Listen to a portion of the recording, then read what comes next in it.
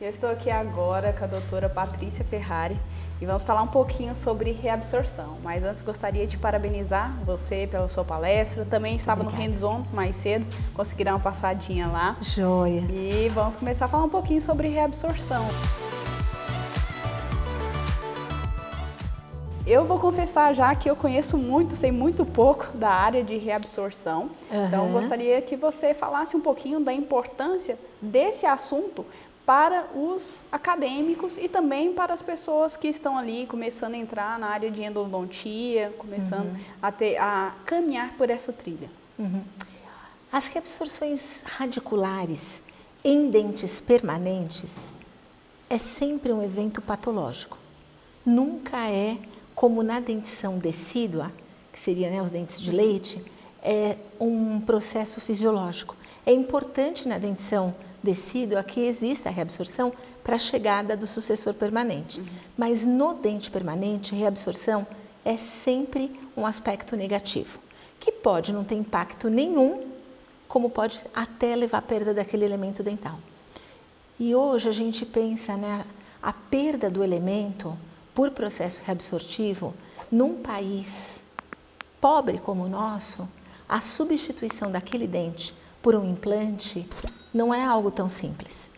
E a falta do dente para o indivíduo, com certeza traz um impacto muito negativo, seja do ponto de vista social, funcional, certo? Funcional.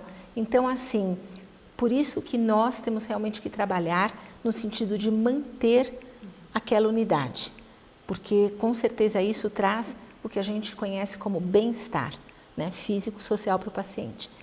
E os processos reabsortivos são vários e a gente precisa saber identificar cada um deles para que a gente possa adotar a melhor terapêutica. Então, conversar aqui sobre um tipo de reabsorção que é extremamente agressiva, invasiva, que tem diferentes possibilidades terapêuticas, com certeza eu acho que é agregador.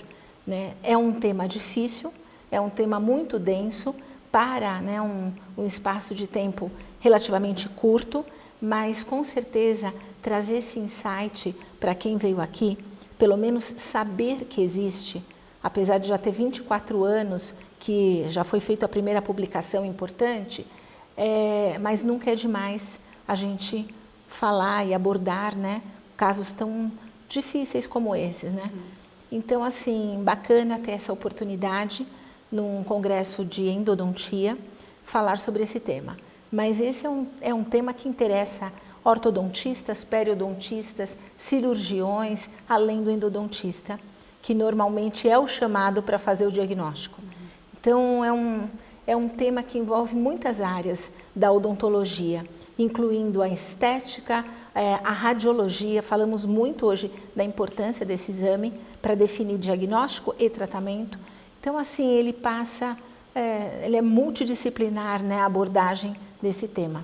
Então, eu achei muito bacana ter essa oportunidade. Você falou agora sobre a parte desse exame complementar, exame de imagem. Em relação à tomografia, eu vi que você falando de uma maneira de solicitar esse exame de uma forma mais adequada para ter um laudo mais assertivo. Qual dica que você dá para um cirurgião dentista, para um endodontista, de como solicitar esse exame? Habitualmente, o dentista acha que tomografia ou que os tomógrafos são todos iguais. Eu tenho diferentes tomógrafos, diferentes máquinas e, portanto, eu tenho diferentes resoluções dessas imagens adquiridas. Na endodontia, como a gente trabalha com volumes muito pequenos, com aspectos muito delicados da anatomia interna, nós temos atualmente 2 tomógrafos que são dedicados à endodontia, que seria o Prexion ou o X800, que é da empresa japonesa Morita.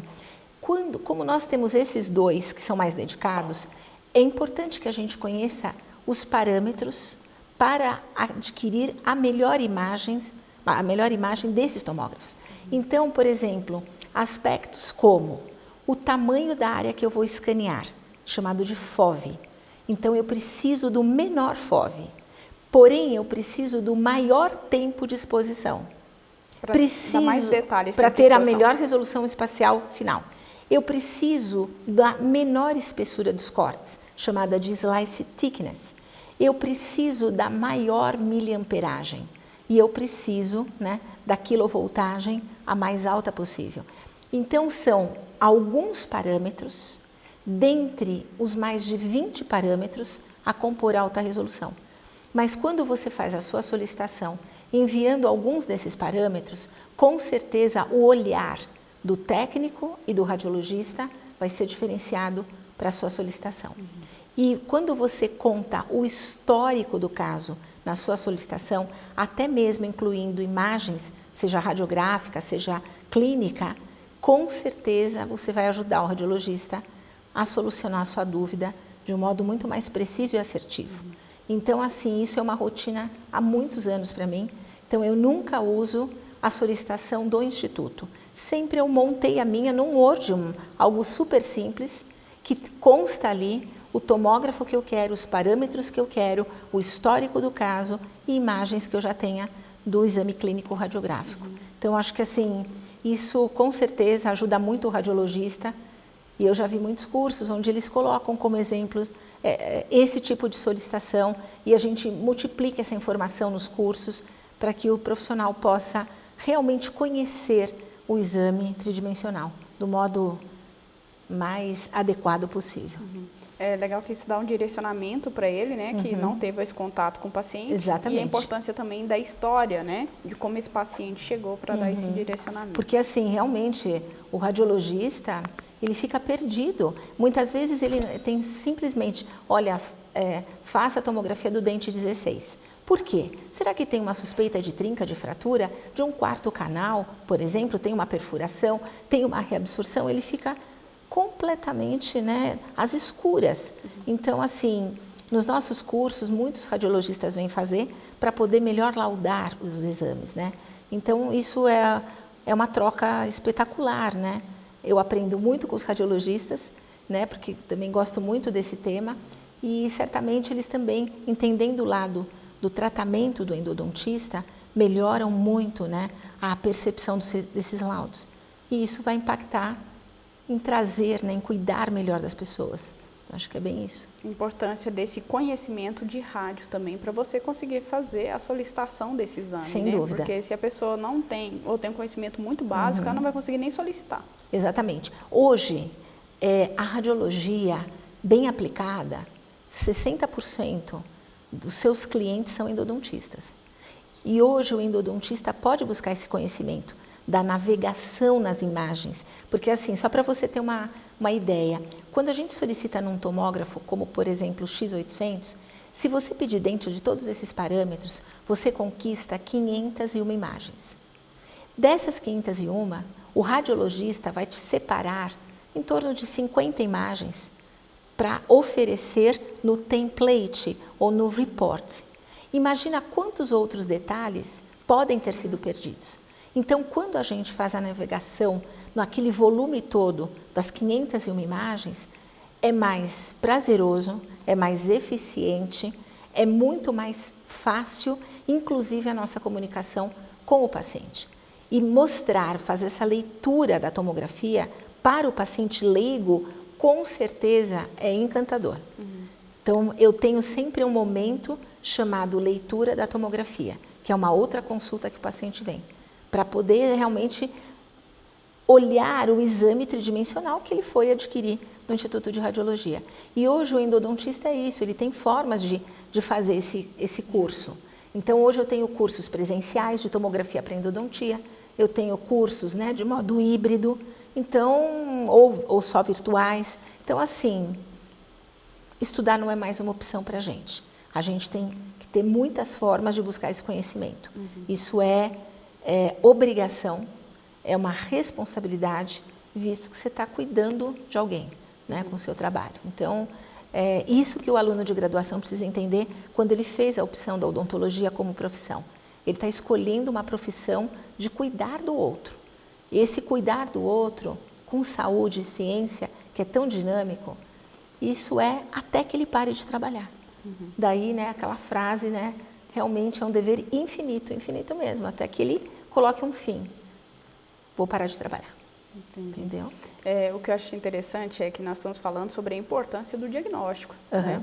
E às vezes quando os alunos estão na graduação, eu falo por mim, na época de graduação, a gente quer muito fazer o tratamento. Sim. E não preocupa tanto com a questão do diagnóstico, né? Até porque a gente tem o auxílio dos professores ali, mas quando vai para a prática, a gente precisa desse conhecimento, né? O diagnóstico é fundamental. E eu vou dizer para você que diagnóstico é o aspecto mais difícil dentro da profissão. Porque, assim, o tratamento é algo mais técnico, protocolar. Agora, o diagnóstico, realmente, é nesse momento que você passa a ser uma referência para a comunidade que você trabalha. Nesse momento, quando você passa a ser essa referência, aí sim você se tornou um especialista. Então, quando você acaba seu curso de especialização, você recebe um título de especialista. Mas ser especialista, certamente aí uns 10 anos, para que você possa ser a referência para aquela comunidade que você atende, né? E o diagnóstico é fundamental. O diagnóstico, ele vem de conhecimento. Então não tem outra alternativa senão o conhecimento, senão a busca desse conhecimento. E isso em diferentes áreas, né? A gente é um constante, né? Eu mesma atualmente eu faço 3 cursos. Fora os cursos que eu ministro, eu faço outros 3 cursos, né? Enfim, mas é isso mesmo, não é porque eu sou melhor ou pior, mas é porque é o compromisso com o outro, entendeu? Então é por isso que a gente está constantemente buscando, multiplicando, divulgando, e eu acho que essa troca espetacular, né, que faz esse crescimento como profissional, acho que é isso. Legal. E eu tenho uma última pergunta. Você falou que as absorções em dentes permanentes são por questões patológicas, né? Tem uma patologia que se diferencia, que causa mais reabsorção? Você fala, olha, normalmente essa patologia é a mais comum de causa de reabsorção? Ou algum tratamento, talvez ortodôntico ou não? O que normalmente mais causa reabsorção? Dentro do universo das reabsorções, que a gente classifica em internas ou as externas são as mais comuns.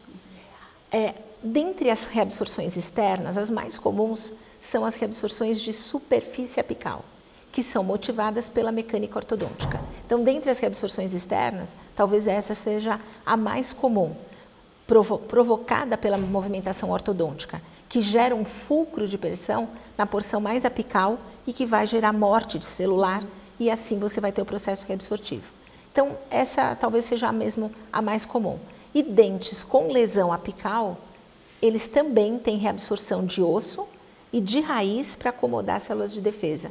Então, isso também, como é muito corriqueira a periodontite apical ou lesão apical, a gente tem também habitualmente a reabsorção externa do tipo inflamatória, cujo tratamento aí é endodôntico.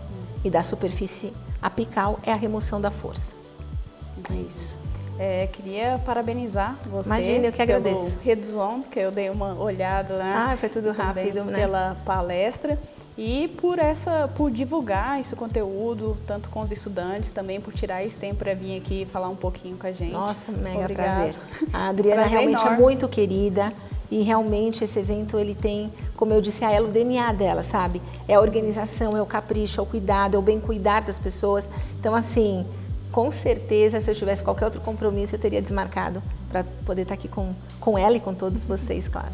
Que bom. Tá bom? Muito obrigada e prazer enorme te conhecer. Muito prazer, viu? Parabéns pelo evento também de vocês. Obrigada.